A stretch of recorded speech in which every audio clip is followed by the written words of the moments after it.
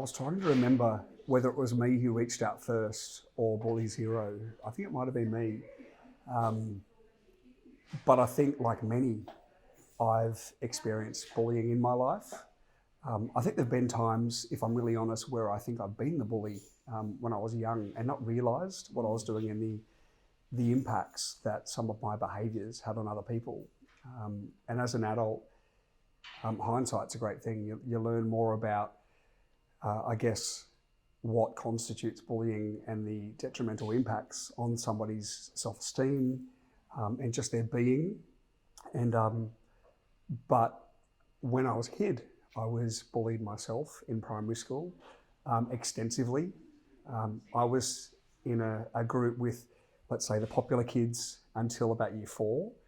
And then I remember one of my mates, a new guy turning up at school who was deemed to be uncool.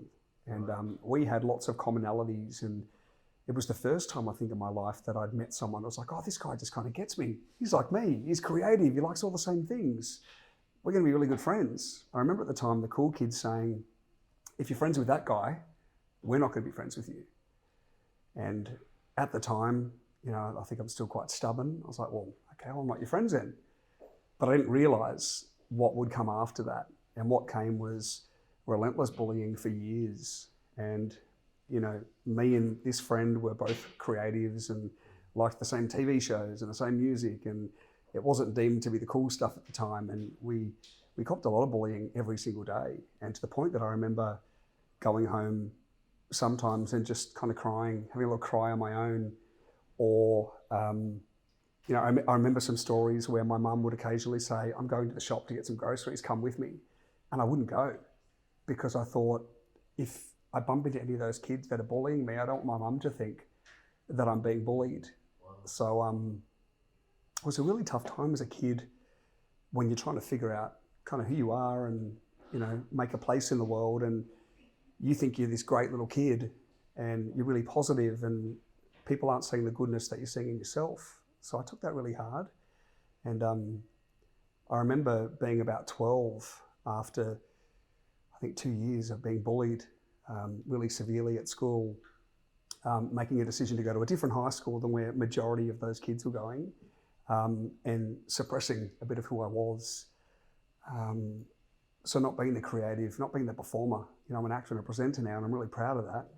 But at the time, you know, growing up in the southwestern suburbs of Sydney, that wasn't deemed to be cool. They were all footy heads and I wasn't that. I didn't get sports, I got creativity and, you know, performance and, you know, the arts, you know, singing and dancing and, you know, acting, and kids just didn't understand that where I was from. So I love that the world's progressed and we see things differently now and accept everyone for who they are. But at that time, it was really, whilst it was great, there was lots of, you know, negative things to come from that. So I spent 2 years being bullied, and then strategically at about 12 said I'm going to go to a different school from the bullies, and I'm going to suppress a big part of myself to not share that with people, not share the performer in me, which gave me an immense amount of joy as a kid.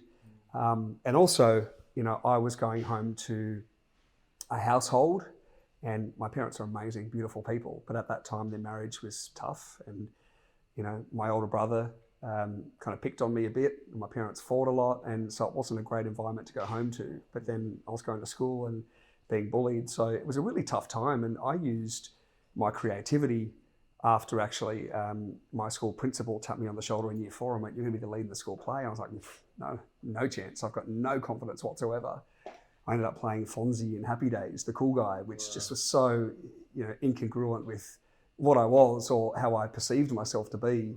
But I did it and loved the laughter, and, you know, it started something in me. It, you know, it made me want to perform. And I remember at that time it was so tough that I'd go home and have little concerts at home as a way of entertaining myself and imagine that people actually liked me, which is kind of sad when you think about it now. But it was a safe place for me. That was a little sanctuary. And so I went to high school. Didn't get picked on as much, obviously from time to time, but it was kind of normal amount of bullying that I would expect. You know, that does happen from time to time, as we know, with kids, but it wasn't relentless. It wasn't every day. So I actually felt, you know, really grateful that I was at a school where I didn't have to put up with so much.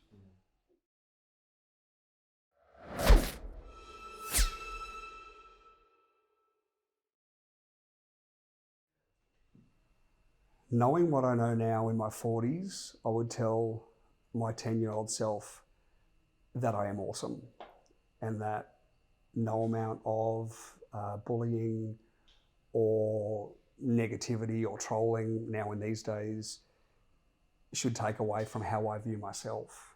You know, I think kids need to find self-love, and they need to understand that the happiness comes from us, from ourselves. It is nobody else's responsibility to make us happy. And sadly, we can't control the behaviours of others. So to be stronger and tell myself every day how amazing I am as a human being, and that it will be okay. You know, ride the wave of emotions, because every day we're learning, every day we're growing, every day is a new day, and eventually things change. You know, it's like the analogy I think Janet shared with me a while ago, you know, the crumpled up paper. You know, people keep saying to you things, the paper gets a bit more crumpled every time, and then eventually when things stop and you kind of pull out that bit of paper, the crumples are all still there, the damage is all still there, but you come out the other side, there's just work to be done. You know, I think like most, I've had years of therapy to come to draw these conclusions for myself, but I think we all just need to tell our kids and ourselves that nobody else can take away the goodness in you unless you let them. You know, I do believe that hurt people, and I have genuine compassion and empathy for bullies now.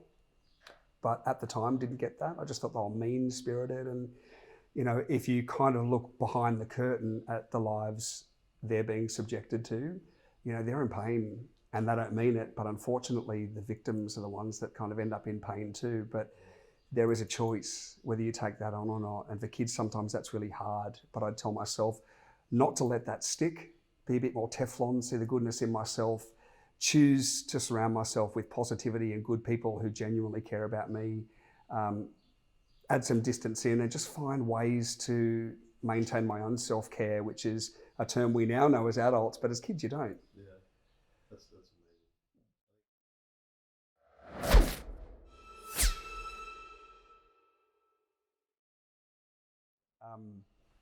So early, obviously I was bullied in primary school, which was really tough at the time, and not so much in high school, but then again subjected to bullying in workplaces with managers and, you know, people in teams and things where people could get away with, you know, really bad behaviours in workplaces. It almost got condoned, especially if those were friends with leaders. They just kind of let those people get away with acting badly, which just should not happen, right? And from a bullied kid to then growing up and thinking that things will be fine to then being bullied again in the workplace is really hard.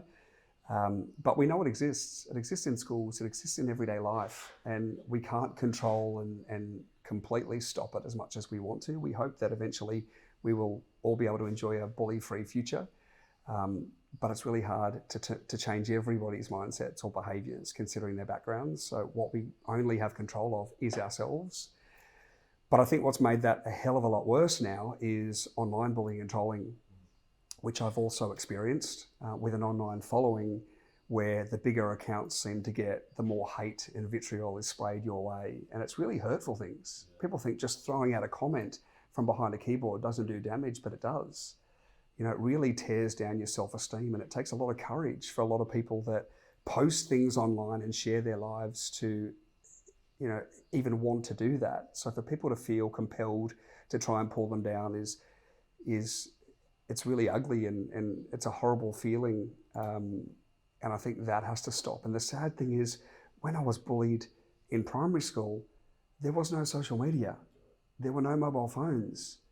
That exists now. So it's 24/7, which I know is the reason Bully Zero was born, was because bullying was happening online, and that has to stop. It damages lives. The old saying, sticks and stones may break my bones, but names will never hurt me, is simply not true, as we know now. It does more damage than the physicality, I think. So people just have to learn that everything they put out there has a consequence. And do they really want that consequence to be somebody struggling at life, not achieving the most they can in life, or worse, doing something to take away their life, do they really want that responsibility?